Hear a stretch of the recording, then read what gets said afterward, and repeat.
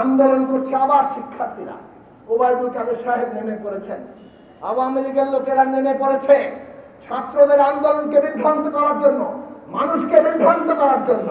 তারা বলছে এর মধ্যে নাকি বিরোধী দল ঢুকে গেছে। আন্দোলন ফুসে উঠছে বলে এখন আবার ছাত্রলীগের গুন্ডা বাহিনী, হেলমেট বাহিনী হলে হলে পাহারাদারা বসিয়েছে এবং আন্দোলনটাকে দমন পীড়ন করে ধ্বংস করতে চাইছে। এই ছাত্র আমাদের, শ্রমিক আমাদের, শিক্ষক আমাদের, এই দেশের কৃষক আমাদের, সমস্ত জনগণ আমাদের, তাদের প্রতিটি আন্দোলনে আমরা আছি এবং সেই সব আন্দোলন এক সূত্রে গঠিত হয়ে আপনার মস্তক, আপনার গদি, তার তক্তে তাউস আমরা গলায় গামছা বেঁধে আপনাদেরকে নামিয়ে দেব।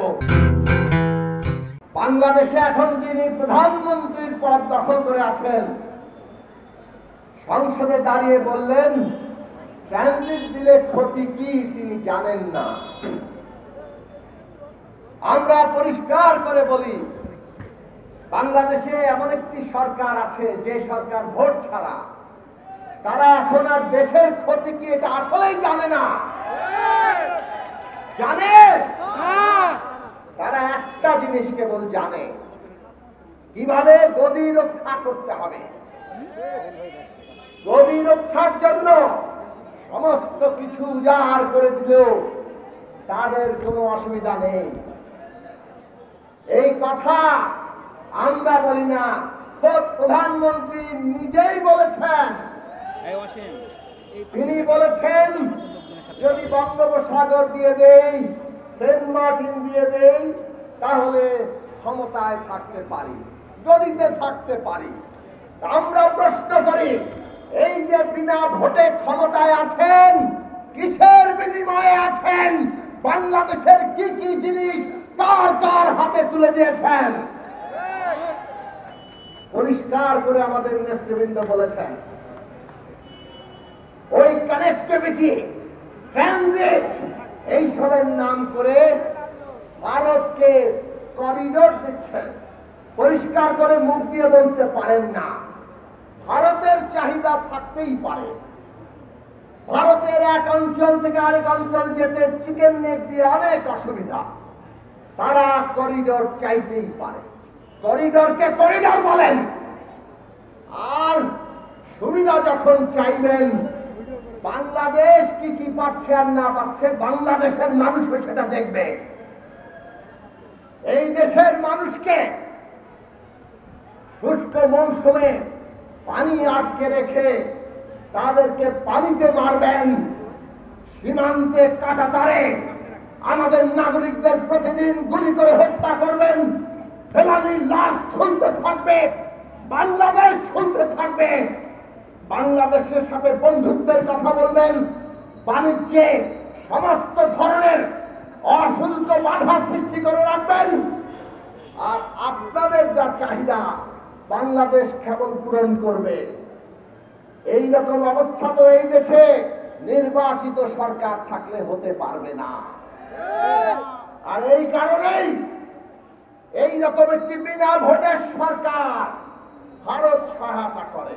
এইটাও আমরা বলে যাই, এইটাও ওবায়দুল কাদের সাহেব, আওয়ামী লীগের সাধারণ সম্পাদক, পরিষ্কার করে প্রতিদিন বললে আমাদেরকে স্মরণ করিয়ে দেন। ভারত পাশে ছিল বলেই এই নির্বাচন তারা করতে পেরেছেন। কোন নির্বাচন? কোন নির্বাচন? আমি আর দামিন নির্বাচন। নিজেদের লোককে দাঁড় করিয়ে যে নির্বাচনকে তথাকথিত প্রতিদ্বন্দ্বিতাপূর্ণ দেখাতে হয়, এই রকম একটি ভোট ছাড়া বিধানভূমি মানুষ যাকে প্রত্যাখ্যান করেছে, সেইটা বিদেশি প্রভুদের সহায়তা নিয়ে ক্ষমতায় থেকে তারপর সংসদে দাঁড়িয়ে চিৎকার করে বলেন ট্রানজিট দিলে ক্ষতি কি তিনি জানেন না। আমাদের নেতৃবৃন্দ বলেছেন, আমরা আবারও পরিষ্কার করে বলি, বাংলাদেশের পক্ষে কথা বলার কোন সরকার এই দেশে নাই। এই দেশে আছে অন্য দেশের দাবেদার সরকার।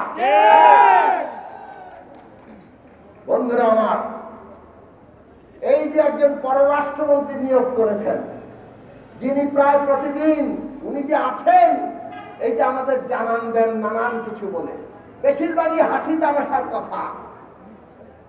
কিন্তু গতকাল না পরশুদিন আসল কথাটা মুখ দিয়ে বের করে দিয়েছেন।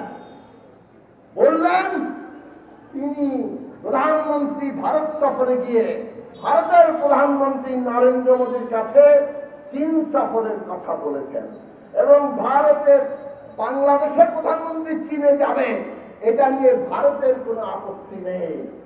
আর কিছু বলার দরকার আছে? বাংলাদেশ কি স্বাধীন সার্বভৌম দেশ? এই দেশের প্রধানমন্ত্রী পৃথিবীর যে কোনো দেশে যাবে, অন্য কোনো দেশের অনুমতি লাগবে? কিন্তু শেখ হাসিনার লাগে। শেখ হাসিনার অনুমতি নিতে হয় এবং তিনি ভারতের প্রধানমন্ত্রীর কাছে চীন যাওয়ার অনুমতি নিয়ে এসেছেন। এই হচ্ছে 53 বছরে মুক্তিযুদ্ধের বাংলাদেশের অবস্থা। এই জন্য আমরা বলি, একটা দেশে যদি ভোট না থাকে, নির্বাচন না থাকে, সেই দেশের গণতান্ত্রিক রাজনৈতিক ব্যবস্থা যদি জনগণকে ঐক্যবদ্ধ রাখতে না পারে, তাহলে সেই দেশের সার্বভৌমত্ব থাকে না। বিদেশি প্রভুর দয়ায় যারা ক্ষমতায় আছে, তারা এইভাবে অনুমতি নিয়ে নিয়ে সব কাজ করবে। উনি নাকি উন্নয়নে ভাসিয়ে দিচ্ছেন। এখন ব্যাংকের রিজার্ভ কত? বাংলাদেশ ব্যাংকের রিজার্ভ এমন তলানিতে যে ঠেকছে, আমদানি করতে পারবে না। $100 বিলিয়ন বাংলাদেশের জনগণের ঘাড়ে বৈদেশিক ঋণ চাপিয়েছে।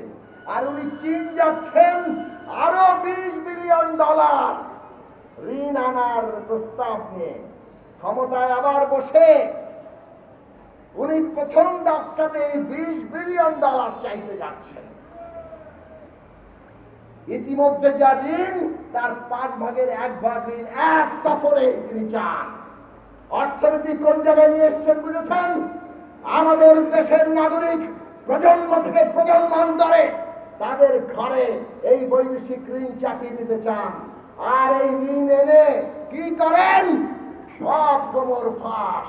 জেনারেল আজিজ, বেনজির, মতিউর, এই সমস্ত রাষ্ট্রের কর্তা ব্যক্তিরা যারা এই শেখ হাসিনা সরকারকে বিনা ভোটে ক্ষমতায় রেখেছে, তাদেরকে অবাধে লুটপাট করার সুযোগ তারা দিয়েছে। ঋণ করবে, ঋণ শোধ করতে হবে আমার আপনাকে, আমাদের সন্তানদেরকে। আর লুট করবে আজিজরা, বেনজিররা, মতিউররা। পুলিশ বাহিনীর কর্তা ব্যক্তিদের এক একজনের দুর্নীতি ফাঁস হয়, এনবিআর এর ফাঁস হয়। এমনকি সেনাবাহিনী, দেশের স্বাধীনতা সার্বভৌমত্ব রক্ষার গুরুত্বপূর্ণ প্রতিষ্ঠান, আজকে তার সেনা প্রধান পুরো সেনাবাহিনীকে কলঙ্কিত করে ফেলে। এই অবস্থা তৈরি করেছে কে? শেখ হাসিনা নাকি কাউকে ছাড় দেন না। 18 সালের পরে এই জেনারেল আজিজ বলেছিল এইরকম নির্বাচন নাকি তিনি দেখেন নাই। বেনজির সাহেব 14 থেকে 18 দুইটা নির্বাচন গুম খুন নির্যাতন করে সমস্ত বিরোধী দলকে দৌড়ের উপর রেখে জেলে ঢুকিয়ে তারপরে নির্বাচন পার করিয়েছেন। তখন তো বেনজির আহমেদ, জেনারেল আজিজ তারা কার লোক ছিল? এদের তৈরি করেছে কে? শেখ হাসিনা। এদের তৈরি করেছে কে? এই বিনা ভোটের সরকার। কাজেই বাংলাদেশের সমস্ত রাষ্ট্র ক্ষমতায় প্রতিষ্ঠানগুলোর কর্তা ব্যক্তিরা আজকে এই সরকারকে বিনা ভোটে ক্ষমতায় রেখে বাংলাদেশের মানুষের, আমার আপনার রক্ত শুষে দিচ্ছে। বাজারে গিয়ে গরিব মেহনতি মানুষ আজকে কোনো কিছু কিনতে পারে না। চাল, ডাল, আলু, তেল, লবণ। আর সিন্ডিকেট ওয়ালারা সব আপনার আমার পকেট থেকে শুষে নিচ্ছে। সরকার এক মরণ খেলায় নেমেছে। ক্ষমতায় থাকার জন্য মানুষকে তারা যে কোনো ভাবে বলি দিবে, হত্যা করবে, গুম করবে, দেশ ধ্বংস করবে।